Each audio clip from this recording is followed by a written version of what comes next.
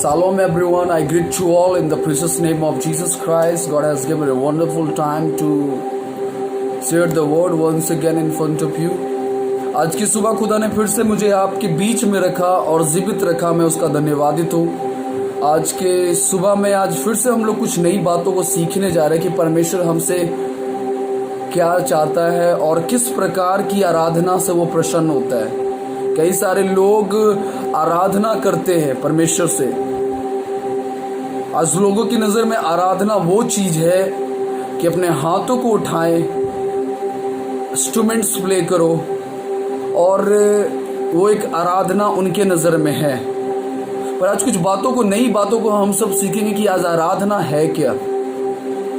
परमेश्वर ने, जब मैं वचन पढ़ रहा था तो the book of Psalms chapter 150 verse 3 में लिखा हुआ है, वो कहते हैं कि नरसिंगे फूंकते हुए उसकी स्तुति करो, सारंगी और वीणा बजाते हुए उसकी स्तुति करो, ढप बजाते हुए और नाचते हुए उसकी स्तुति करो, तार वाले बाजे और बांसुरी बजाते हुए उसकी स्तुति करो, ऊंचे शब्द वाली झांझ बजाते हुए उसकी स्तुति करो, आनंद के महा शब्द वाली झांझ बजाते हुए उसकी स्तुति करो, जितने प्राणी हैं सब के सभी याह की स्तुति करो, याह की स्तुति करो। Hallelujah.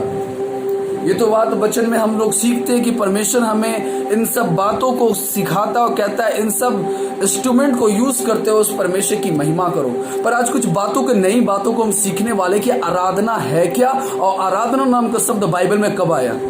When you will read the book of genesis, उत्पत्ति में सबसे पहले आराधना नाम का शब्द आया। अगर मैं आपको कहूं कि आराधना का मतलब होता क्या है, तो आराधना एक बलिदान है। आराधना एक बलिदान है। Worship it's a sacrifice. जो आप और हम जो आराधना करते हैं, चर्चेस में जाकर, हर जगह जाकर जो आराधना करते हैं, गिटार बजाकर या किसी भी चीज की इंस्ट्रूमेंट को यूज करके जो आराधना करते हैं अपने हाथों को उठाकर, एक्चुअली में वो आराधना नहीं है, वो एक आराधना का हिस्सा है। अगर आपको मैं बताऊं, जब आप इतिहास के पन्नों को खोलोगे तो परमेश्वर ने जब अब्राहम से कहा था, अब्राहम जो प्रिय पुत्र मैंने जो तुझे दिया है, इसे तू उस पर्वत पे लेके आ।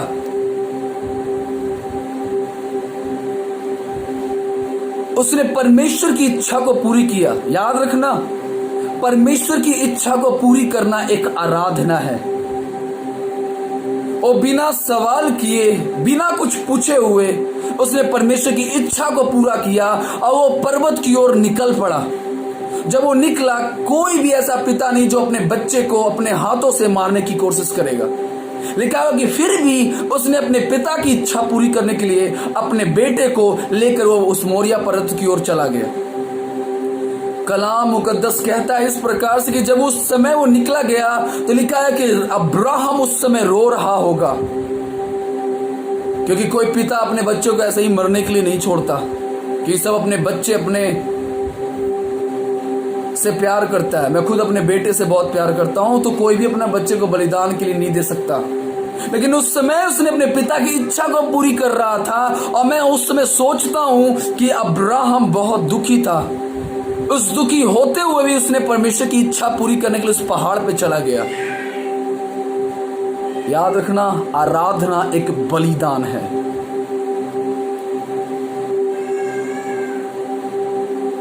When you will read the book of John chapter 4 verse 24 says like that, मैं एक आत्मा हूं और आत्मा और सच्चाई से आराधना करने वालों को ढूंढता हूं। God is finding that kind of person who is worshiping with the spirit, जो आत्मा और सच्चाई से परमेश्वर की आराधना करता था। If you will think about the book of Genesis, if you're knowing about Abraham, you can go and check it, the life of Abraham. He was faithful towards God. He is always connected with the spirit, with the Lord. वो हमेशा परमेश्वर के साथ connect होता था आत्मा में, इसलिए वो सच्ची आराधना करता था।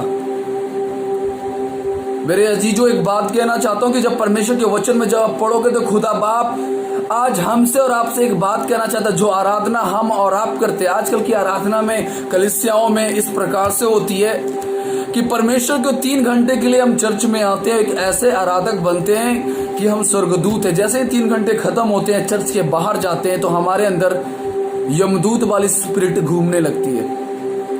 क्या खुदावन उससे हम और हमसे ऐसी आराधना से खुश होता है? क्या खुदावन ने हमें ऐसे आराधक बनाया है? जब आप सोलोमन के बारे में पढ़ोगे तो सोलोमन से परमेश्वर रीजन टू सीजन बात करता था। जहां कहीं भी रीजन दिखता था, परमेश्वर वहां पे सीजन बन के काम करता था उसके लाइफ में। हालेलुया। मैं आज आपको कहना चाहता हूं, जो आराधना हम और आप करते हैं उससे परमेश्वर कभी प्रसन्न नहीं होता। जब पहला यूहन्ना 4:20 में पढ़ते उसमें कहता है, जो लोग कहते हैं कि मैं परमेश्वर से प्रेम करता हूं, अपने भाइयों से प्रेम नहीं करता, वो झूठा है जो कहता है कि मैं परमेश्वर से प्रेम करता हूं। परमेश्वर आज आराधना का मतलब समझाना चाहता है कि आराधना एक्चुअली में है क्या। आराधना का अगर मतलब जानना चाहते हो तो अगर उसको यूनानी भाषा में कहते हैं योशाभ्या, और योशाभ्या का मतलब होता है गॉडलीनेस, होलीनेस। आराधना एक पवित्र है, आराधना एक पवित्रता ही है, आराधना एक बलिदान है। आज दुनिया में लोग सोचते हैं कि मैं परमेश्वर की आराधना करता हूं, जब मैं आराधना करता हूं तो तुरंत मेरे लाइफ में कुछ सक्सेस आ जाए। नो, रॉन्ग है। एक्चुअली एक आराधना है, परमेश्वर को देना सीखे, लेना ना सीखे। आजकल के लोग परमेश्वर के भवन में सिर्फ लेना आते, देना नहीं आते।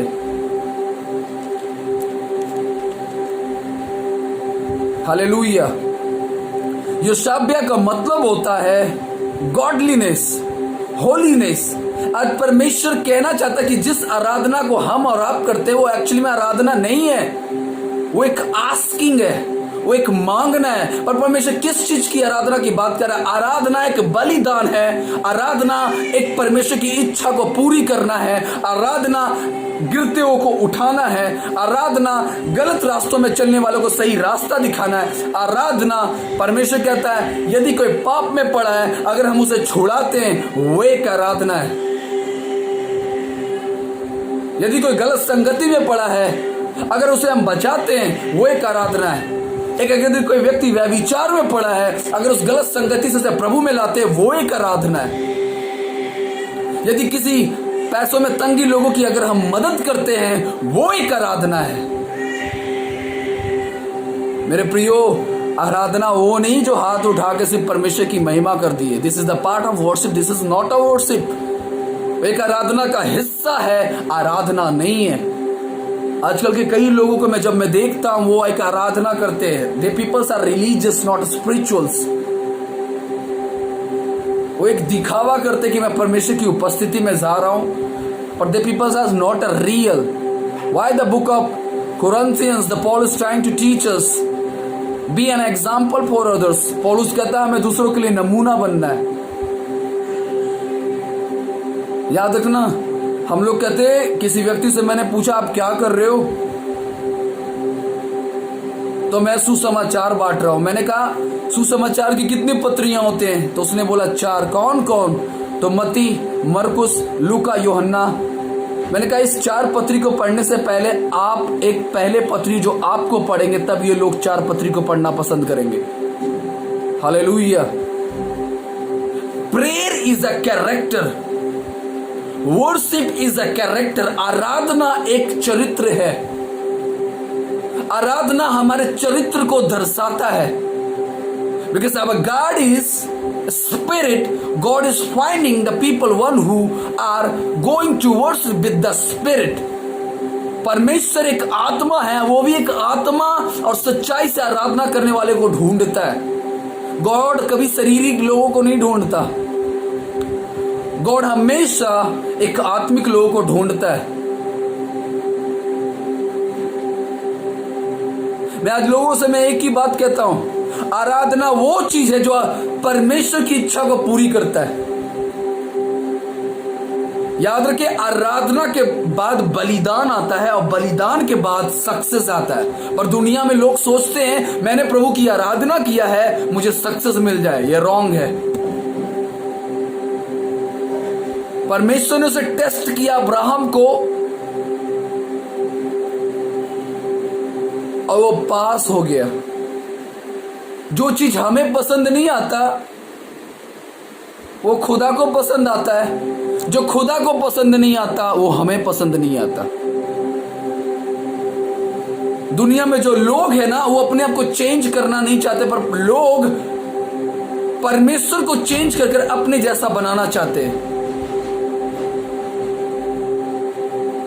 एक्चुअली में जो लोग आराधना करते हैं, आराधना का मतलब वो नहीं है मेरे प्रियो की जो आज हम और आप आराधना करते हैं। आराधना एक बलिदान है जो परमेश्वर हमसे और आपसे मांगता है।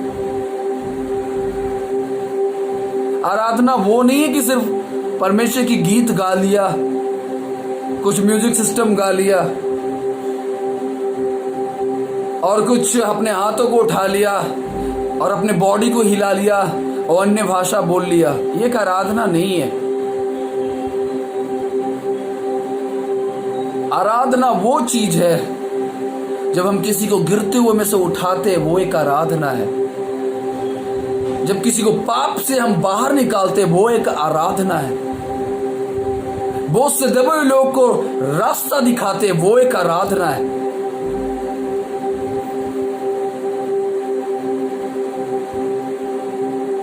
आज परमेश्वर हम सभी से कहता है, एक हमें सच्चे आराधक को परमेश्वर ढूंढता है। God is finding the true worshippers. मैं यूट्यूब पे बहुत सारे आराधक को देखता हूं। कई लोगों को मैं देखता हूं कि वो आराधना करते हैं। वो एक आराधना का हिस्सा है, वो एक आराधना का हिस्सा है, वो आराधना नहीं है। आराधना आपका लाइफस्टाइल होना चाहिए। आराधना आपका उठना बैठना होना चाहिए। आराधना आपका देखना होना चाहिए। आराधना आपका सुनना होना चाहिए। आराधना आपका बोलना होना चाहिए। आराधना आपका चलना फिरना होना चाहिए, क्योंकि परमेश्वर आपके हृदय में बसता है। वो एक सच्चे आराधक को ढूंढता है। कहीं आप वो तो नहीं जो परमेश्वर जिसे ढूंढ रहा है।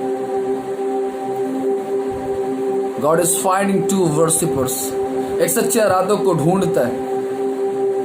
आज वो आराधना वो नहीं जो गीतों को गा दिया मैं एक आराधना कर रहा हूं। शैतान के भी लोग आराधना करते हैं। जानना चाहते हैं कैसे? आजकल के टिकटॉक का जमाना बहुत चल रहा है। टिकटॉक में कई मसीहों को भी मैं देखता हूं, सांसारिक गानों में वो परमेश्वर की नहीं शैतान की महिमा कर रहे हैं। इससे पता चलता है कि वो शैतान की आराधना कर रहे हैं। किसी विश्वासी ने मेरे से बोल दिया, पास्टर जी आज 14 फरवरी है। मैंने उसको बहुत अच्छा से जवाब दिया, मेरे भाई चॉकलेट डे, वैलेंटाइन डे, उसके बाद आपका प्रपोज डे के बाद आपका जजमेंट डे भी आएगा, जो खुदाबंद तुमसे कहेगा कि ये डे मत भूलना जब तुम्हारे जीवन में अब आएगा।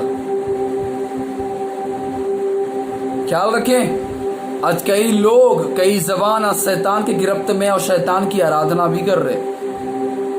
कहीं आप और हम उनकी उन्नति करने के लिए हम उन्हें रोकते हैं। मैंने ऐसे कई मसीहों को देखे हैं कि उनके साथ होकर हाथ से हाथ मिलाकर वो भी शैतान की महिमा करते हैं। संसारिक गीतों में, संसारिक बातों में वो एक आराधना कर रहे हैं। परमेश्वर ने क्यों कहा? मैं संसार के कामों से हमें परमेश्वर ने अलग किया। याद रखिए, पिलातुस ने जब परमेश्वर से कहा कि मैं तुझे मारने का और छोड़ने का अधिकार मुझ पे है, तो यीशु मसीह ने उसे बहुत अच्छा सा जवाब दिया, हे पिलातुस, यदि मेरा लड़ाई संसार के लिए होता तो मैं तुझसे लड़ता, पर मेरा लड़ाई उस स्वर्ग के लिए है। हालेलुया। जब परमेश्वर आपका स्वर्ग का परमेश्वर है तो स्वर्गीय वस्तुओं के लिए लड़ता है, तो हम और आप संसार की बातों के लिए क्यों लड़ते? हम संसार के लोग नहीं हैं, हम लोग परमेश्वर के लोग हैं। और God is finding that kinds of person. उस खुदावन उस लोगों को ढूंढ रहा है जो सच्ची आराधना करता है। मेरे प्रियो, आराधना एक नम्रता भी है, आराधना एक विश्वास भी है, आराधना एक परमेश्वर के साथ रिश्ता भी है, आराधना एक खुदा के साथ एक अच्छा चाल चलन है, आराधना एक खुदा के साथ व्यवस्था को लेकर भी चलना है, आराधना परमेश्वर में होकर अपने जीवन को देना भी है। और सबसे अगर बड़ी बात मैं कहूं तो आराधना सबसे बड़ी बात है एक बलिदान। और कैसे बलिदान परमेश्वर से मांगता है? परमेश्वर एक ऐसे बलिदान को मांगता है जो आपको पसंद है। एडिक्शन इट्स अ सिन। लत एक पाप है। आपकी कैसी एक लत है, उस पापों को खत्म करो। आपकी कैसी एक लत है, उसे अपनी जिंदगी से दूर करो। खुदा को अपनी लाइफ में आने की जगह दो।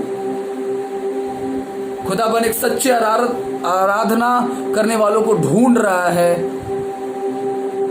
जो उसकी सच्ची महिमा कर सके। आइए आज हम सब उस परमेश्वर के एक सच्चे आराधक बने, ताकि हमसे और आपसे परमेश्वर बातें करने वाला बन सके। प्रभु आप सभी को आशीष दे इस वचन के द्वारा। आज निर्णय ले कि खुदा मैं एक सच्चा आराधक बनूं जैसा आप चाहते हैं। May God bless you all, my brothers and sisters in Christ. Shalom everyone. May God bless you.